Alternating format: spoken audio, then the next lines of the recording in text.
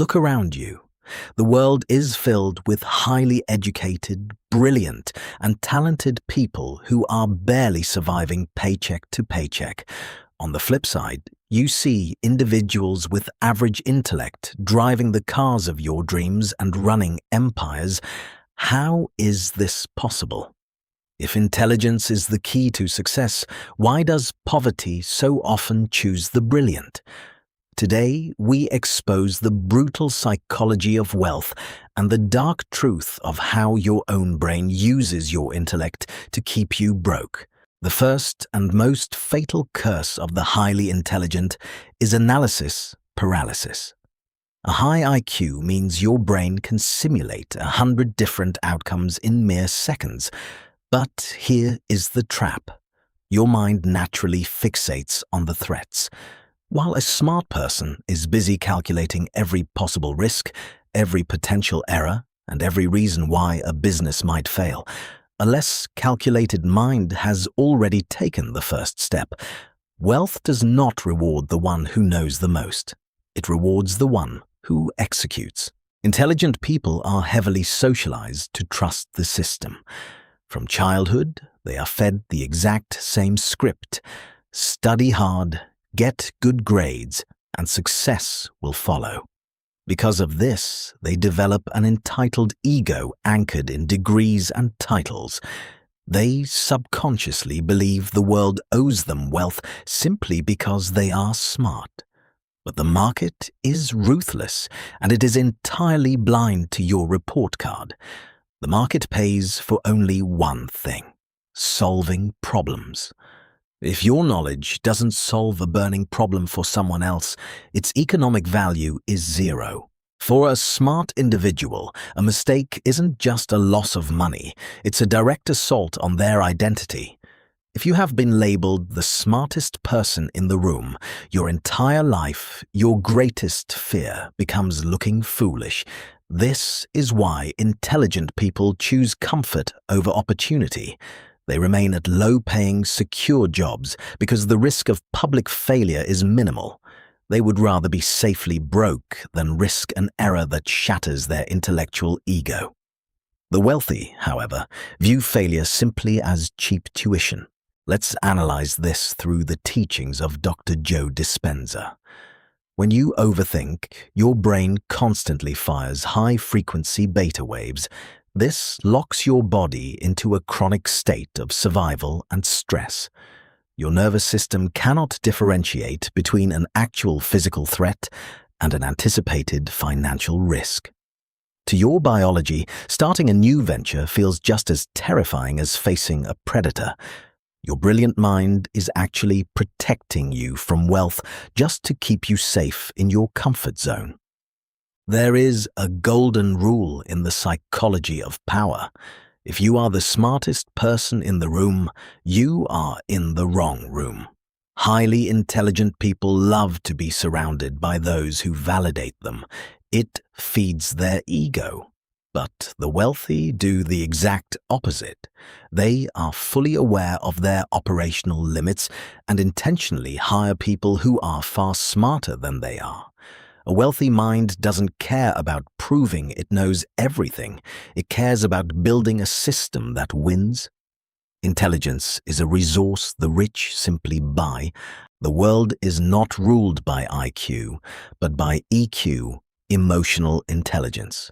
You can have the blueprint for a flawless business model in your head, but if you lack the emotional stamina to handle immense pressure, to negotiate, to swallow rejection, and to lead people, your IQ is useless. Money does not flow to the most sophisticated idea. Money flows to the individual with the highest emotional resilience to withstand the market storms.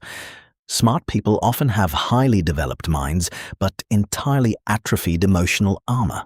Let us look at the truth through the lens of dark psychology. Traditional education was never designed to create leaders or architects of wealth. Historically, it was engineered to produce compliant factory workers and bureaucrats. The system conditions you to follow rules and wait for permission. The better you are at playing by their rules, the harder it is to break free from the matrix. You are literally programmed to trade your finite time for a stable, capped salary. Wealth requires breaking patterns, and smart people are terrified of being penalized. Intelligent people often look down on those without formal credentials. They think, how can this person, who barely commands a vocabulary, make millions while I struggle? This arrogance keeps them poor. That self-made businessman possesses things the academic completely lacks: raw courage for action, an instinct for profit, and the ability to close a deal. While you are busy studying the theory of economics, he is busy masterfully exploiting human desire.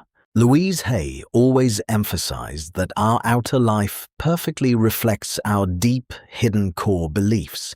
Highly intellectual people frequently develop a subconscious disdain for money. Through media, literature, and academic circles, they absorb a script that suggests money is dirty, the wealthy are corrupt, and intellectual purity stands far above material gain. If your subconscious believes that money compromises your character, your brain will systematically sabotage every lucrative opportunity to keep you morally clean. Smart individuals often suffer from the illusion of direct effort. They believe, if I work 12 hours a day and apply all my intellect, wealth must follow. This is a lie. If hard labor were the secret to wealth, every construction worker and miner would be a multi-millionaire. True wealth is not a product of labor. It is a product of leverage. The rich leverage other people's time, other people's money, and modern systems to multiply their output. The smart individual tries to do it all alone, relying strictly on their own two hands. It is time to shatter this destructive program. If you are intelligent, your task is not to gather more information. Your task is to murder your habit of overthinking. You must consciously force yourself into action before your brain has the time to formulate an excuse. When an idea strikes, do not draft a 100-page business plan. Build a minimal viable version and launch it into the market within 48 hours. Let reality, not your fears, tell you if it works. Here is your new 3-step blueprint. Step 1. Swallow your pride and kill your ego. Accept the fact that your intellect means absolutely nothing if your bank account doesn't validate it. Be willing to look uneducated, to ask absolute beginner questions, and to learn from individuals who lack your academic background but dominate the real world. True humility before actual results is the primary trait of a wealthy mind. Step 2. Practice relentless, imperfect action. Exile perfectionism from your lifestyle. Perfection is the ultimate enemy of profitability. The wealthy launch things that are good enough and optimize them while moving. You, on the other hand, wait for the perfect moment, the perfect economic climate, and the perfect product. That moment does not exist. Begin today with exactly what you have, from precisely where you stand. And step 3. Shift your entire focus from performing labor to constructing systems. Stop thinking about how you can do the job best. Start thinking about how a system can execute the job without you. Rechannel your high intellect to design scalable workflows, delegate responsibilities, and automate tasks that keep you bound. Your intelligence should serve as the architect, never the bricklayer. Intelligence is an incredible asset, but without iron discipline and raw audacity, it transforms into your most luxurious prison. Money never seeks out the smartest. It gravitates toward those who take calculated risks, command their fears, and refuse to break under pressure. The giant inside you does not wake up by gathering more data. It wakes up by unlearning the programming of scarcity. You already have the engine of a supercar in your head. It is finally time to step on the gas.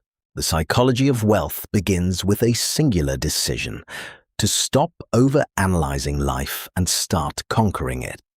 If you are ready to rewire your mind and make your intellect finally serve your net worth, leave a comment saying, "I am done overthinking," and subscribe to Rewire the Mind. Your mind is your only limitation. I will see you in the next video.